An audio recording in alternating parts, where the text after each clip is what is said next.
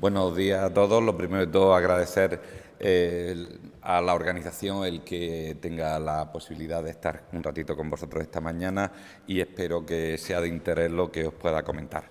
Cuando propusieron el tema, lo primero de todo presentarme porque eso de unidad de gestión de riesgos digitales, que es la unidad que tiene el Servicio Andaluz de Salud, que se inició en el 2003, sobre seguridad y protección de datos. Tiene un doble componente sobre el tema de la garantía de cara a los pacientes, de cara a los profesionales y de cara a la propia organización. Y entonces uno de los temas trascendentes es que cada vez tenemos más componentes y más elementos que históricamente los dispositivos médicos han estado en nuestras organizaciones sanitarias, pero cada vez son más intensamente, por decir así, cada vez contienen más riesgos, cada vez nos dan más problemas y sobre todo porque cada vez más los conectamos. Antiguamente te traían un equipo, un tomógrafo, un ecógrafo, lo dejaba allí, con que tuviese corriente 24 horas era más que suficiente, ¿no? Pero hoy en día todo está conectado, incluso pues toda la revolución, llamémosle, de la hiperconexión con el Internet de las cosas, pues está generando cada vez un poco esa problemática. Y no digo también que no hablo de solo de dispositivos médicos, sino que en general lo que correspondería a los sistemas de control industrial. Así que toda la vida he estado presente en nuestras organizaciones sanitarias, pero ahora mismo están cada vez más integrados en nuestras redes de datos y su conectividad.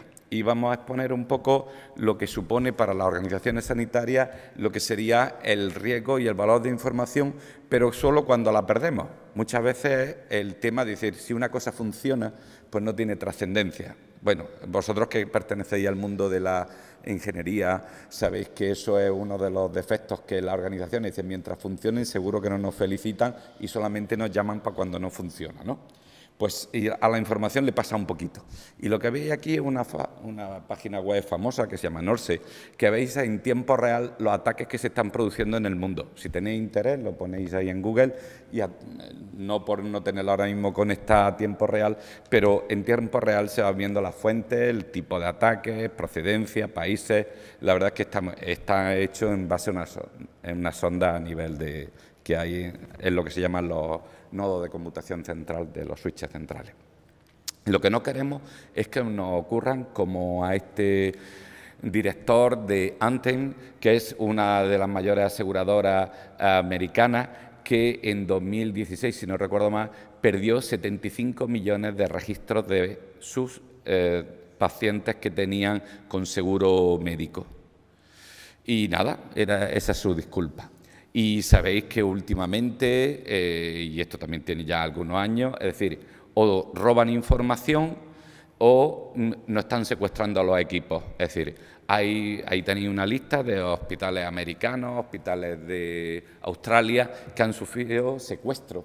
E incluso sonará recientemente pues una ciudad americana que está secuestrada y que ha tenido problemas a la hora de la gestión de su ayuntamiento y tener que pagar cantidades importantes. Y un poco de por dónde aparecen todos esos problemas, podríamos decir, pues bueno, pues desde que alguien acepta o abre un adjunto en un correo electrónico, ¿no? O sea, este es un correo real nuestro de 2016, pero es real, ¿no? Lo único es que la traducción, el traductor no era muy bueno. Entonces dices, bueno, pues como me ponen cada cosa seguro que no confío. Pero continuamente están apareciendo problemas en los sistemas que nos atacan en ciberseguridad. Y puede dar lugar a este. Es decir, cuando secuestran a tu ordenador, pues aparece eso que te dice que te quedan 3 días y 23 horas para que apagues el rescate si no quieres perder toda tu información. Y esto ha ocurrido en muchos centros, ¿no? O como ocurrió hace 2 años con el WannaCry, donde 16 hospitales ingleses tuvieron que cerrar. Pero cerrar, es decir, no entra nadie al hospital, tenemos que derivarlo, porque todos los sistemas de información, toda nuestra red está cerrada, está colapsada, no podemos trabajar, ¿vale? Una de las cuestiones es que la información de carácter personal, la información de los pacientes, pues está más cara, que está sobre $20 más o menos cada registro, y la información bancaria entre $1 o $2.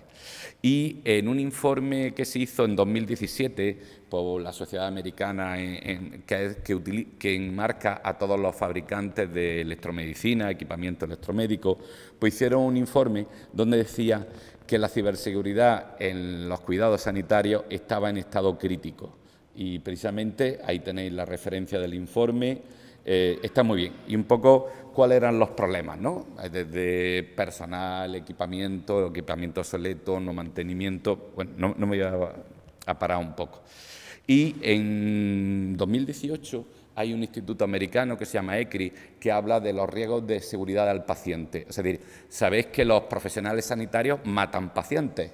También los equipamientos electromédicos, la infraestructura, también matamos pacientes. Es decir, la informática también mata pacientes.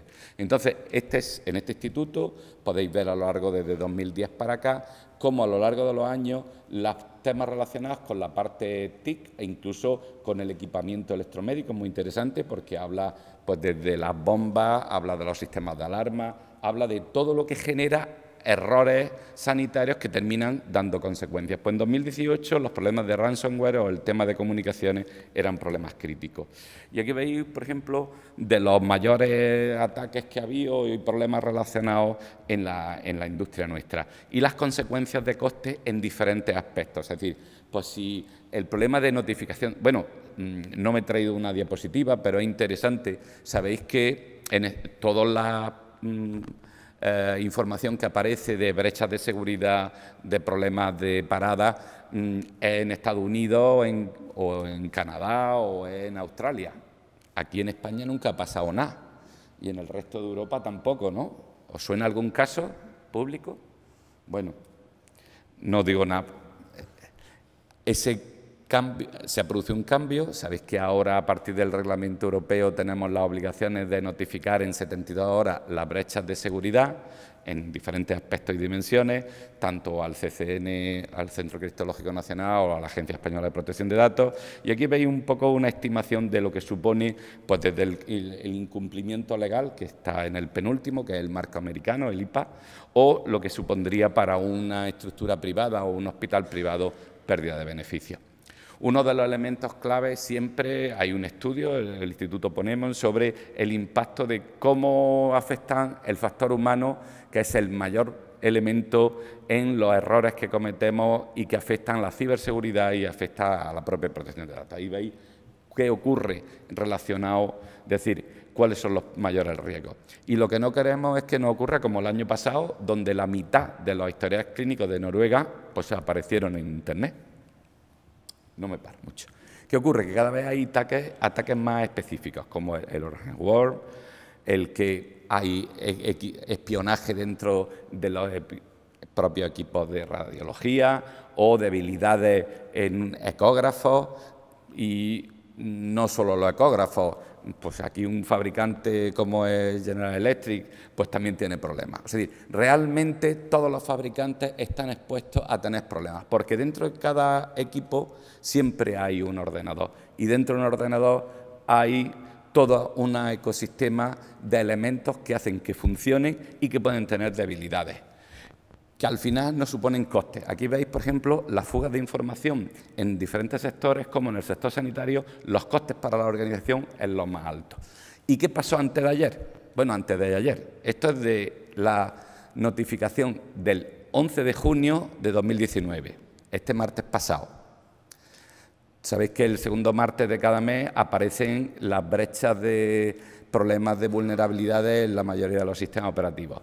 Pues, ¿qué pasó antes de ayer? Pues que Microsoft anunció 14 boletines, de los cuales 11 son críticos. Es decir, que deberíamos de salir todos corriendo para que cualquier dispositivo, nuestros ordenadores, tienen que estar parcheados, porque hay 13 ataques dirigidos para las personas y, por ejemplo, Adobe también tiene. Es decir, que, pero esta primavera está siendo muy importante el número de vulnerabilidades críticas que están apareciendo.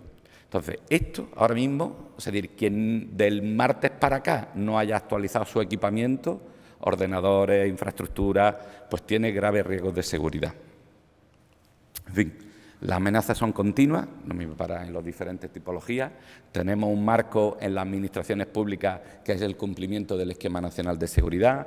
Si nos vamos al marco americano, el Instituto Nacional de Tecnología, está el framework de ciberseguridad que se sacó cuando Obama y que sirve como referencia un poco a las buenas prácticas en materia de seguridad. Estamos en el marco del Reglamento General de Protección de Datos, donde nos obliga a tener una responsabilidad proactiva. No somos pasivos, tenemos que demostrar que lo estamos haciendo bien y tenemos que tener evidencias de ello. Tenemos el Plan Nacional de Infraestructuras Críticas. Sabéis que no se puede decir, pero el sector sanitario también el año pasado se liberó ya la línea de infraestructuras críticas en el sector sanitario. Ya se han nombrado operadores críticos en diferentes estructuras de salud, que no se pueden identificar cuáles son, pero ya os podéis imaginar.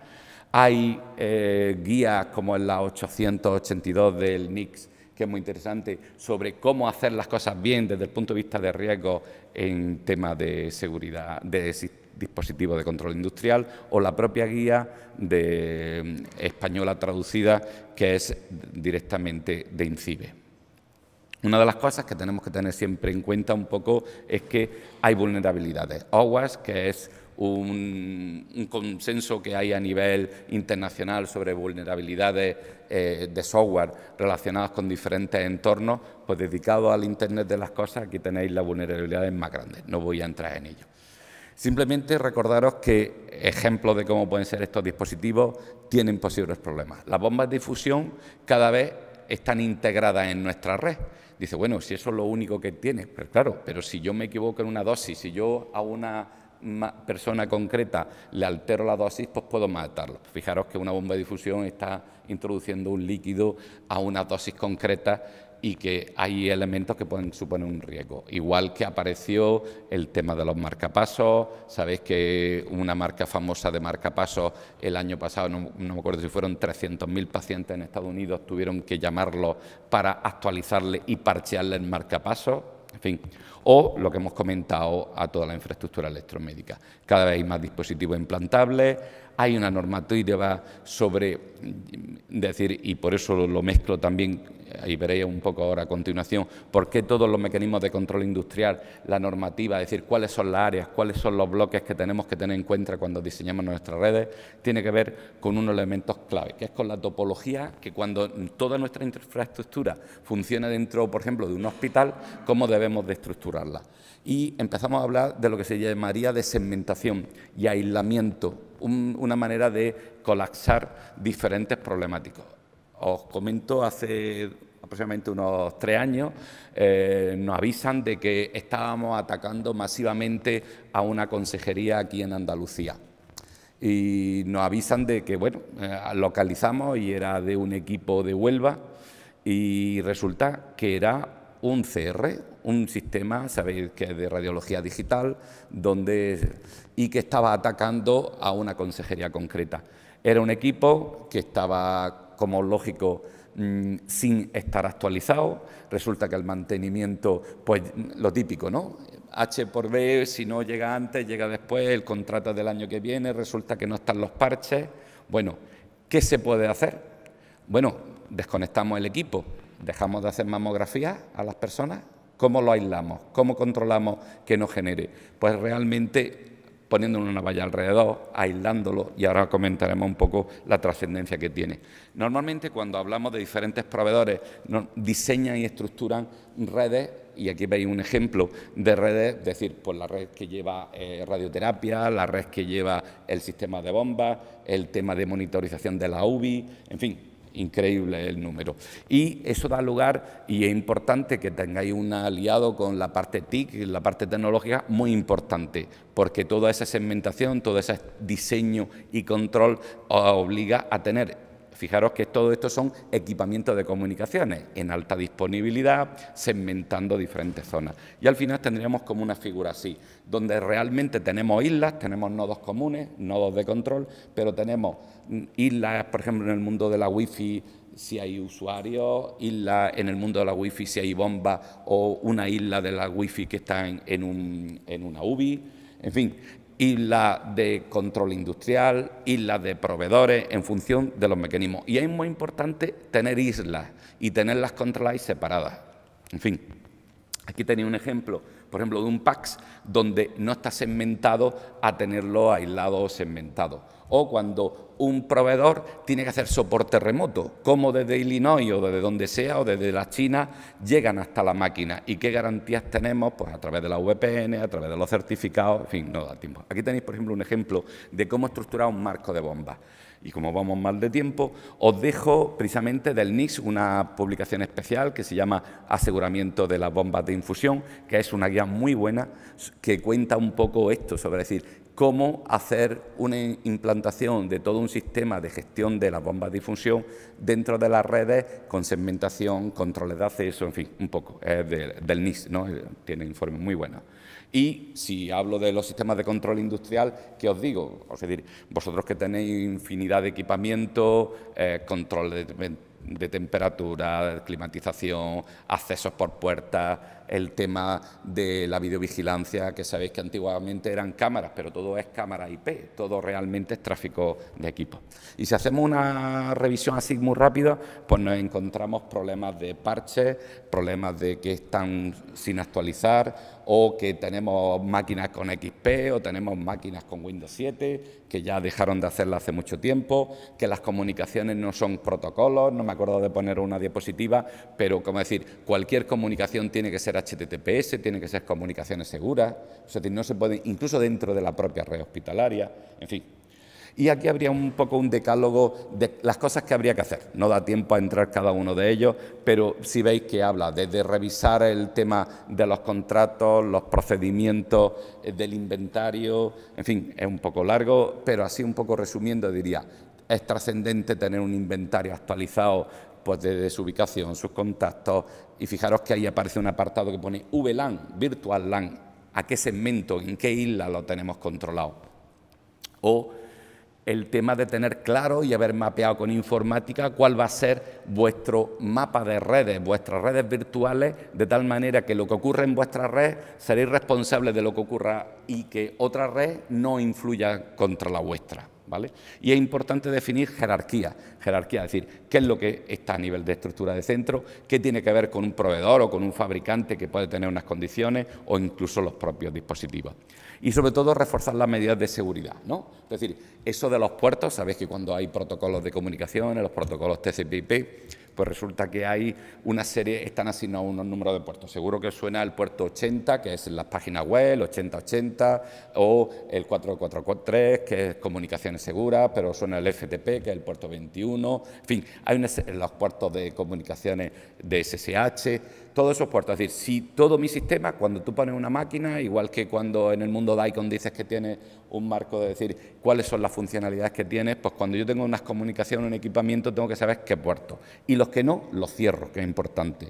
Pues el tema de los roles o el tema de una política de contraseña o de certificado, aquí no está, pero por ejemplo muchos dispositivos no están metiendo una contraseña, sino que tienes que instalarle un certificado seguro para hacer una autenticación automática. ¿Cómo genero esos certificados? ¿Cómo no me dan errores dentro de la estructura?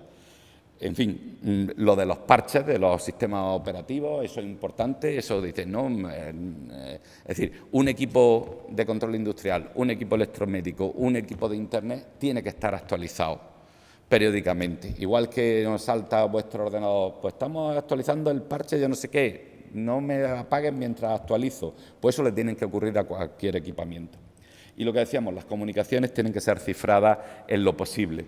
¿Por qué? Porque siempre puede haber, no vosotros, y sabéis que el tema del personal interno siempre tiene riesgos respecto a que haya una monitorización, un control sobre las comunicaciones que no es fiable, pero es que eso mismo lo hace cuando un ordenador está contagiado, vamos a llamarle por un virus, o tiene un software que se dedica a espiar esa red y puede servir de puerta de entrada para lo que yo os presentaba al principio. En fin. También es importante, en el marco de los dispositivos, que haya una cooperación desde el fabricante, que cada vez, incluso el año pasado aparece una norma canadiense que es la UL 2700, si no recuerdo más, sobre ciberseguridad para dispositivos electromédicos, donde tiene que haber como una coordinación, es decir, los fabricantes tienen que ser proactivos, y aquí tenéis ejemplos en qué tienen que ser proactivos, y nosotros como organización sanitaria tenemos que ser proactivos tanto en los requerimientos que le hacemos, tanto de cómo los gestionamos, porque claro, si yo os pregunto, y aproximadamente, imaginaros, en el SAS tiene aproximadamente unos 100.000 PCs, y yo os podría decir que seguro que tenemos unos 40.000 o 50.000 equipos de IoT, videocámaras IP, dispositivos electromédicos. O sea, podemos tener un 50% de una red complementaria de dispositivos relacionados que, entre comillas, están más desprotegidos, a lo mejor nadie se preocupa por ello, y yo creo que sois vosotros los más importantes, que seáis conscientes en todo eso. Y sobre todo esa gestión tiene que estar muy alineada. Una de las cosas trascendentes, y aquí os dejo el enlace del SAI-ICS, que es el Centro Criptológico Nacional, está lanzando, igual que tiene sondas de monitorización sobre las redes de Internet, pues para el equipamiento electromédico también ha puesto en marcha modelos de sondas sobre dispositivos de control industrial. Aquí tenéis un ejemplo de qué tipo de protocolos, y por ejemplo, del año pasado se instaló en el Hospital Virgen de las Nieves de Granada unas sondas que están sincronizadas con el Centro Criptológico Nacional porque tienen reglas específicas, y está enlazado tanto temas de control industrial, tanto con los accesos de puertas, temperaturas, climatización, y también está el tema de videovigilancia, o está también el tema de todo lo que es imagen médica, todo lo que es la red DICOM con todos los dispositivos, que realmente generan alarmas todas las semanas. A no ser que sea algo alerta, genera un análisis, cada vez se hacen reglas más específicas, y un poco como resumen de lo que yo os quería comentar, un poco unas ideas clave. Es importante tener un inventario de activos al día, como es lógico, porque estoy hablando de dispositivos de cualquier tipo. Tienes que tener un análisis de riesgo. Fijaros que cuando los equipos están manejando datos de carácter personal, y hablo de equipamiento electromédico, incluso el marco del Reglamento Europeo nos obliga a tener un análisis de riesgo y un análisis de impacto de privacidad de cuáles pueden ser las consecuencias. Tenemos que tener una monitorización activa de esa red, en la sonda que os he puesto de ejemplo, y la idea es que dentro del SAS, yo diría, todos los hospitales tuvieran una sonda de monitorización de todo lo que es equipamiento electromédico, pero eso se puede hacer si tenéis una segmentación de las redes. Es decir, si no hay una red segmentada, sería casi imposible de controlar. También tienes que ser activo respecto al parcheado, a las nuevas amenazas que van apareciendo. Si hay incidentes, tienes que tener unos mecanismos afinados de cómo dentro de vuestra organización se detectan anomalías, cómo se suben esos incidentes y cómo entre todos se intenta solucionar. Y también el tema de la obligatoriedad de cumplimiento de estándares o de buenas prácticas. En fin, y yo lo que me gustaría, y un poco os dejo en esta última diapositiva, que no nos ocurra como a estos hombres, que estemos mirando a lo lejos, pero miremos en dirección correcta, porque podemos estar viendo y buscando cosas en el más allá, y en cambio tenemos a alguien detrás de nosotros y no nos estamos dando cuenta. Muy bien, pues muchas gracias y espero que os haya gustado.